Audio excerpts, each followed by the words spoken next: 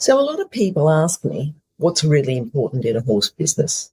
And I've got to say, it will depend a little bit on whether or not you're working with horses or not working with horses. So places you can work in the horse industry where you're not working with horses could be a saddlery, it could be a produce or a feed store, or it could be another place where you're not actually working hands-on with horses.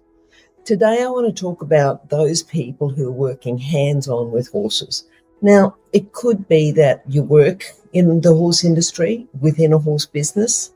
It could be that you own one, or it could even be that you're thinking about owning one. I've got 5 things that I've got today within the horse business that I'd like to talk to you about. At the end of the video, I've got a book that's 101 careers within the horse industry. And when I say careers, it's about horse books as well. So I'll give you that resource at the end of the video. It's a free download, and I'll tell you about that soon. So the first thing we're going to talk about is horse care and welfare. And if you think about the type of businesses that have horse people working in them, it's not so much about the business, it's about the people working in them. And those people working within a horse business, they're not there for the business, they're there for the horses. It really is about the horses, and of course the horses are top priority.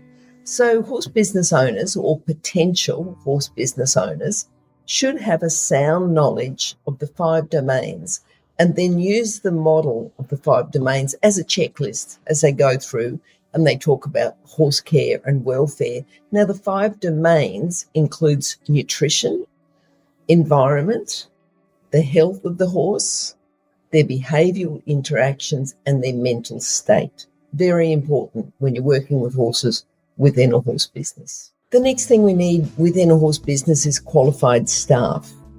Now, you might start your horse business being self-employed, and a lot of people do, and not employing anyone else. But you want to make sure that you've got the right qualifications before you get started. Don't learn on the job. Make sure you've got the appropriate qualifications and you've got lots of experience in the type of horse business you're going into first before you start your business. Qualified, experienced and well-trained staff are essential as you grow. They must understand horse behaviour. They must understand about their training and their care, and they should also have specialist skills for the area of business that they will be employed for. We've got to talk about safety protocols and insurance within horse business. And this is one area that you shouldn't skip the importance of if you've got a business working directly with horses. Make sure you implement strict safety procedures for both horses and clients, including safe facilities and well-maintained equipment. And make sure you've got the correct safety procedures in place. Then, once that's set up, talk to the insurance broker about your needs. And make sure you're insured. This is before you start your business. Make sure you're insured at least for public liability, professional indemnity, and workers' compensation. Make sure you do all that and talk to your insurance broker before you start your business. The next thing we'll talk about is client satisfaction within your horse business. So these people could include students. That's if your business or your horse business is teaching people to ride. They could include agistees or people that you care for their horses, you look after their horses. That's if your horse business is an adjustment centre, say, or a training centre. Have a focus on clear communication and delivering quality services, and be in the habit of giving them more than what they expect.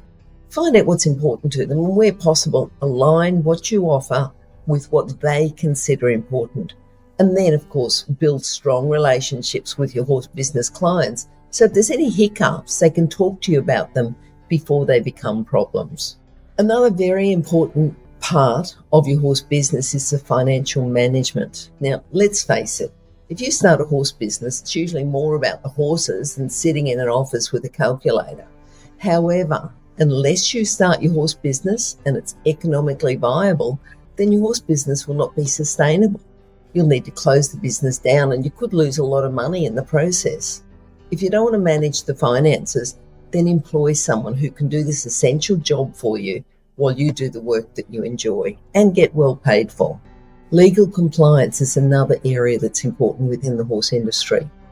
As well as having the correct insurance in place, and that's recommended by your insurance broker, make sure you've got other legal compliance in place before you start your new horse business. Check with your local council and other authorities to make sure you've got everything in place.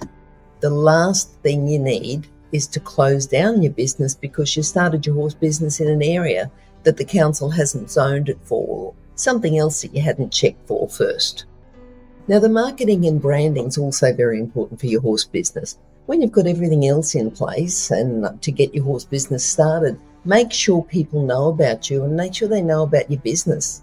If your horse business is focused within the local area, then make sure that you network with the local horse people. This could be by local clubs, local horse businesses, and places where people ride and hang out in the area. Also, remember to join the local social media groups for these local groups so you can hang out online with them. Another thing that's important within the horse business is community involvement. So you should be networking as part of your marketing and branding strategy for your horse business, but be involved in the local community. You could be a volunteer at their events or donate trophies for local competitions. And another suggestion is to offer programs or events for local horse people to join. Every community is different and the opportunity to be involved will vary from community to community. So look for local options.